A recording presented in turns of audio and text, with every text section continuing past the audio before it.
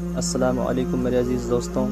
حضرت موسیٰ علیہ السلام کے پاس ایک شخص حاضر ہوا اور کہنے لگا، حضور مجھے جانوروں کی بولیاں سکھا دیجیے، مجھے اس بات کا بڑا شوق ہے۔ آپ نے فرمایا تمہارا یہ شوق اچھا نہیں، تم اس بات کو رہنے دو۔ اس نے کہا، حضور آپ کا اس میں کیا نقصان ہے، میرا ایک شوق ہے، اسے پورا کر دیجیے۔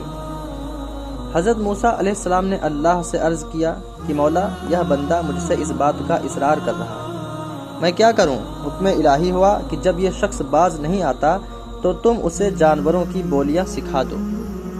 چنانچہ حضرت موسیٰ علیہ السلام نے اسے جانوروں کی بولیاں سکھا دی۔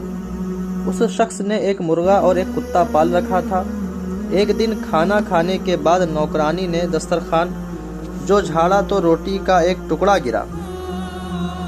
اس کا کتا اور مرغا دونوں اس طرف لپکے، وہ روٹی کا ٹکڑا اس مرغے نے اٹھا لیا۔ کتے نے مرغے سے کہا، ارے ظالم، میں بھوکا ہوں، یہ ٹکڑا مجھے کھا لینے دیتا، تیری خوراک تو دانہ دن کا ہے، مگر تو نے یہ ٹکڑا بھی نہ چھوڑا۔ مرغا بولا، گھبراؤ نہیں، کل ہمارے مالک کا بیل مر جائے گا، تم کل جتنا چاہو اس کا گوشت کھا لینا۔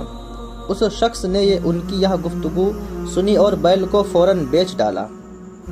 وہ بیل دوسرے دن مر گیا، لیکن نقصان خریدار کا ہوا۔ یہ شخص نقصان سے بچ گیا۔ دوسرے دن کتے نے مرغے سے کہا کہ تم بڑے جھوٹے ہو، تم نے خواہ مخواہ مجھے آج کی امید میں رکھا، بتاؤ کہاں ہے وہ بیل جس کا گوشت میں کھا سکوں؟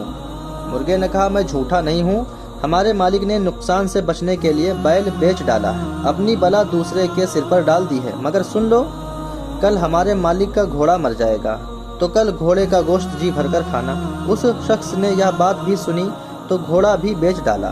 دوسرے دن کتے نے مرغے سے شکایت کی تو مرغا بولا، بھائی کیا بتاؤں، مالک بڑا بیوقوف ہے جو اپنی آئی اوروں کے سر ڈال رہا ہے، اس نے گھوڑا بھی بیچ ڈالا۔ وہ گھوڑا خریدار کے گھر جا کر مر گیا۔ بیل اور گھوڑا اسی گھر میں مرتے تو ہمارے مالک کا صدقہ بن جاتے، مگر اس نے انہیں بیچ کر اپنی جان پر آفت مول لے لی۔ لو سن لو اور یقین کرو کہ کل ہمارا مالک خود مر جائے گا، اس کے مرنے پر جو کھانے دانے پکیں گے اس میں سے بہت کچھ تمہیں بھی مل جائے گا۔ یہ شخص نے جب یہ بات سنی تو اس کے ہوش اڑ گئے۔ اب میں کیا کروں؟ کچھ سمجھ میں نہ آیا اور دوڑتا ہوا حضرت موسیٰ علیہ السلام کے پاس آیا۔